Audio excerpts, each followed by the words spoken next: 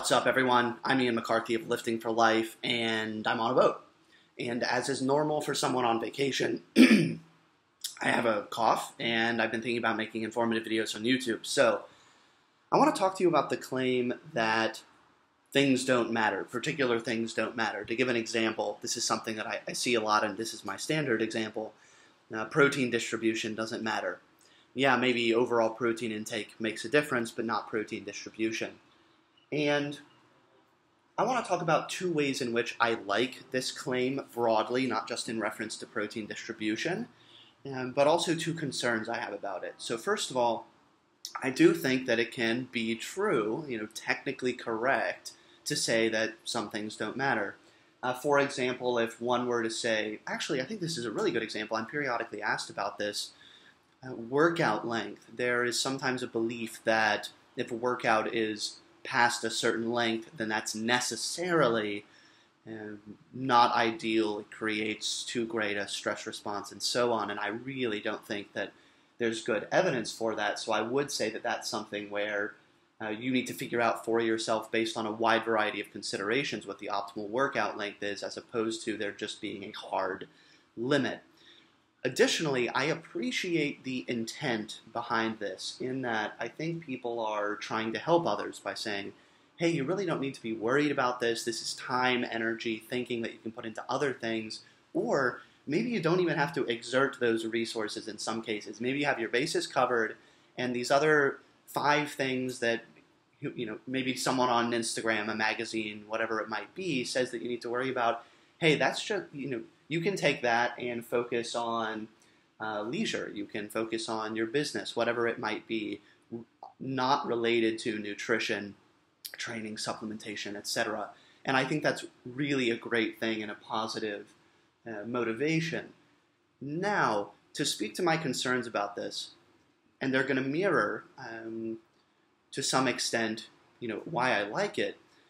First of all, it can be technically false to say that something doesn't matter. The example that I often give, and I don't want this to just be I'm not able to give any other examples, but I do feel it's a good one, is protein distribution.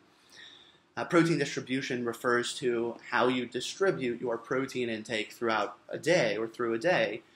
And I still see it fairly frequently said that this just doesn't matter. If you need to get in 180 grams of protein, just get it in. You could get it in one meal. You probably wouldn't want to, but hey, 2, 3, it's all kind of the same. 2, 5, it's all kind of the same. And I don't think that the scientific evidence supports this. Now, I would happily acknowledge that the evidence in this area could be a lot stronger. A lot of it is mechanistic, looking at the muscle protein synthetic response to individual meals, which is not to say, hey, we tested 5 meals a day versus 2, and the people eating 5 meals a day, eating their protein over 5 meals a day, gained 500 pounds more muscle, which I feel is not a result we would get in most studies.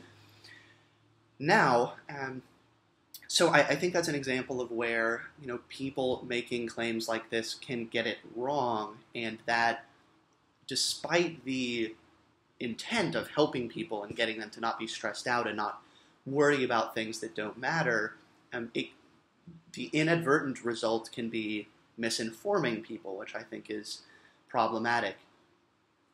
Perhaps more fundamentally, that's quite a practical consideration of maybe you're saying things to people that aren't true, and you're just not knowing that you're doing that.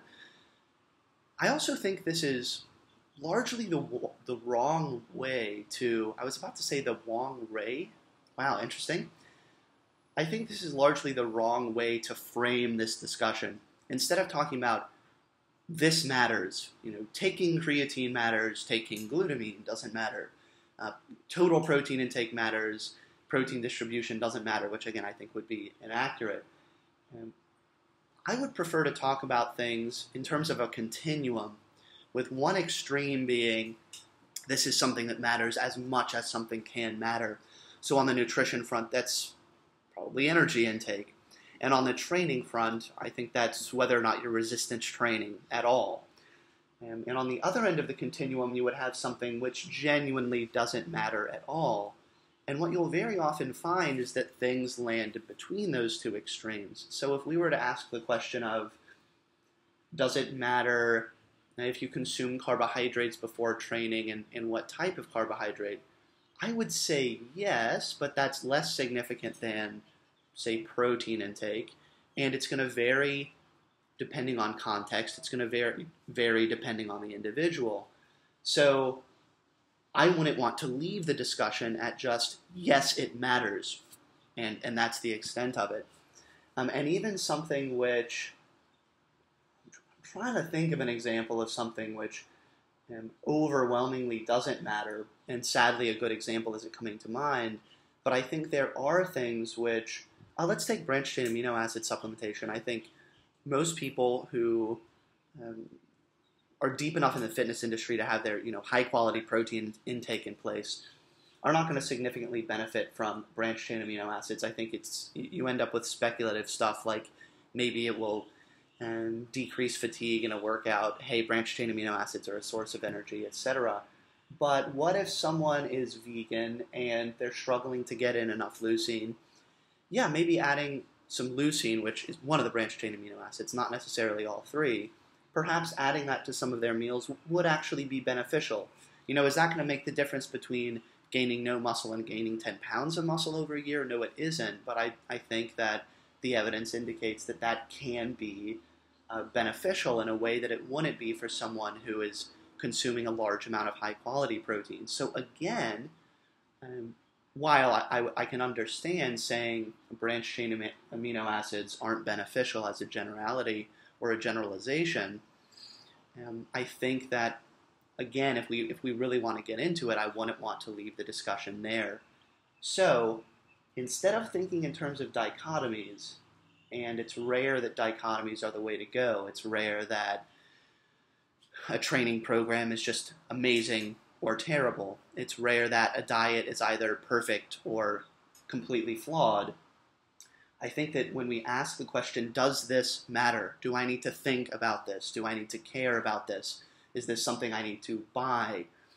And very often the answer is yes, but less than this, or yes, but only to this extent, or no, if this, etc. So, big fan of nuance and context and a complete analysis, as opposed to one which can be reduced to one word or just a phrase. So, thank you so much for your time, guys. I'm really honored that anyone would think to look at any of my stuff. It means the world to me.